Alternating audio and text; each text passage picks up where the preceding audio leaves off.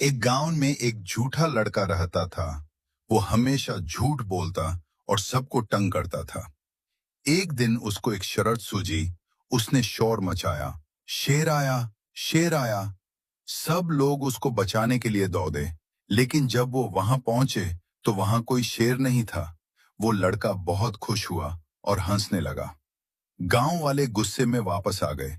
उस लड़के ने कुछ दिन बाद दोबारा से ये शरारत की। गांव वाले फिर उसकी मदद के लिए भाग गए। जब वो वहां पहुंचे तो वहां कोई शेर नहीं था। लड़का फिर से हंसने लगा। जियाओं वालों को बहुत गुस्सा आया और वह वापस आ गए। गांव वाले उसकी हरकत से बहुत नाराज थे।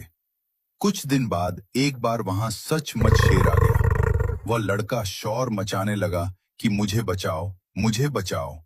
शेर आया, शेर आया। लेकिन अब की बार किसी ने भी उसकी बात पर यकीन नहीं किया और शेर उसे लड़के को खा गया। तो प्यारे प्यारे बच्चों, इस कहानी से हमें सबक मिलता है कि हमें कभी झूठ नहीं बोलना चाहिए। हमें मजाक में भी कभी झूठ नहीं बोलना चाहिए।